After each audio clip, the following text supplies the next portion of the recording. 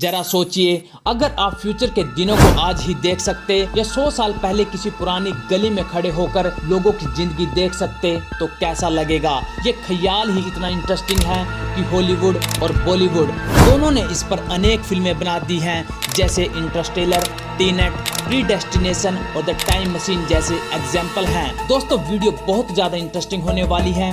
Video को and तक जरूर देखना और चैनल को सब्सक्राइब जरूर कर लेना। तो चलिए शुरू करते हैं।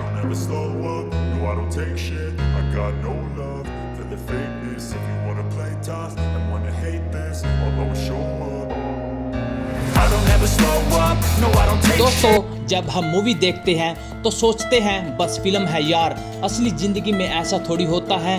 मगर क्या हो अगर मैं कहूँ कि कुछ ऐसे रियल लाइफ इंसिडेंट हैं जहां लोगों ने दावा किया कि उन्होंने वक्त में सफर किया है। और ये सिर्फ कहानियां नहीं हैं, बल्कि कुछ वायरल केस हैं जिनके ऊपर एक्सपर्ट्स, साइंटिस्ट और इवन FBI ने भी इन्वेस्टिगेशन किया है।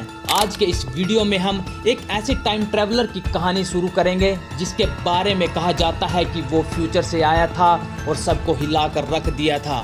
2003 न्यूयॉर्क स्टॉक एक्सचेंज में सब कुछ नॉर्मल चल रहा था, लेकिन एक आदमी सिर्फ 2 हफ्तों में $800 से $350 मिलियन कमा लेता है। Yes, you heard it right. वो आदमी था एंड्रयू कार्लसन। सब हैरान हो गए, इतने शॉर्ट टाइम में किसी को इतना बड़ा रिटर्न कैसे मिल सकता है। शेयर मार्केट में हर प्रेडिक्शन एग्जैक्ट कैसे हो सकती है। FBI ने उसे अरेस्ट किया और इंटेरोगेशन के दौरान उसने जो कहा उसने सबके होश उड़ा दिए। और उसने कहा, मैं 2256 से आया हूँ, मुझे पता था कौन सा शेयर कब ऊपर जाएगा, मेरे पास फ्यूचर की नॉलेज थी। पहले FBI हंस पड़ी, लेकिन जब उसने एक के बाद एक फ्यूचर के स्टॉक के नाम और डेट बताई, सब एग्जैक्ट था। उसने बोला, मैं वापस फ्यूचर जाना चाहता हूँ, मुझे यहाँ ज़्यादा टाइम नहीं रहना। फिर FBI ने उसके डॉक्यूमेंट्स चेक किए, कोई पास्ट रिकॉर्ड नहीं, कोई वैलिड ID नहीं, जैसे ये बंदा इस टाइम में कभी एग्जिस्ट ही नहीं करता था। कुछ दिन बाद बेल होती है, एक अननोन पर्सन पेमेंट करता है और उसके बाद एंड्रयू कार्लसन कभी मिलता ही नहीं, कंप्लीटली वैनिश, यानी पूरी तरह से गायब हो जाता है। लोग कहते हैं वो वापस अपने टाइम में चला गया, जैसे टीनेट या ब्लैक टू द फ्यूचर का कोई सीन रियल हो गया हो। दोस्तों, अगर आपने इंटरस्टेलर मूवी देखी हो तो उसमें टाइम ट्रेवल को ग्रेविटी और स्पेस के कॉन्सेप्ट से दिखाया गया है।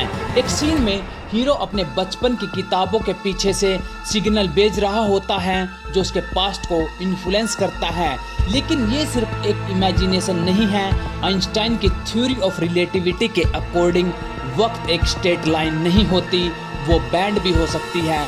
जब हम लाइट स्पीड से तेज घूमते हैं तो वक्त धीरे धीरे चलने लगता है, तो टाइम डिलेजन हो जाता है। तो टेक्निकली देखा जाए तो फ्यूचर में जाना नामुमकिन नहीं है।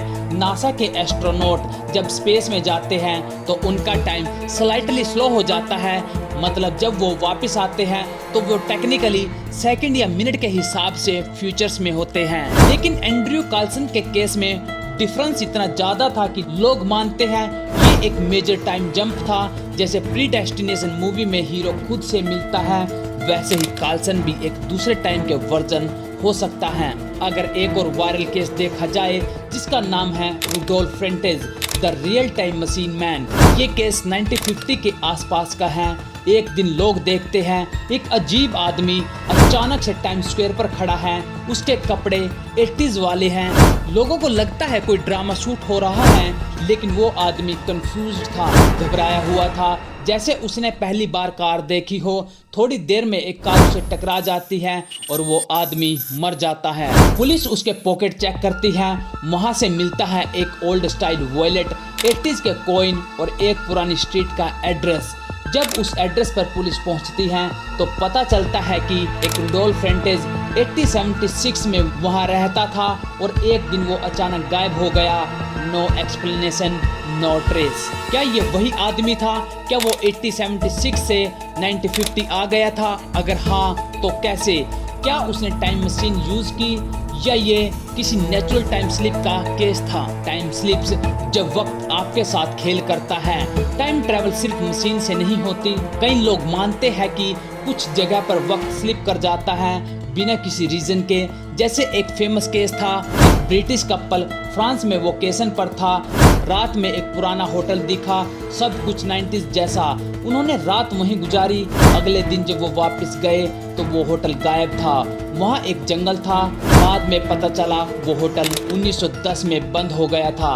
उसके पास एक प्रूफ था, मैच बॉक्स जो उस होटल से मिला था। ये टाइम स्लिप है या इल्यूजन? बिल्कुल डार्क सीरीज के जैसे, जहाँ एक केव के थ्रू 3 अलग टाइम जोड़ दिए जाते हैं। साइंस के अकॉर्डिंग हम फ्यूचर में जा सकते हैं स्पेस के थ्रू। अगर हम किसी स्पेसशिप में बैठकर लाइट की स्पीड से चले तो टाइम स्लो हो जाता है।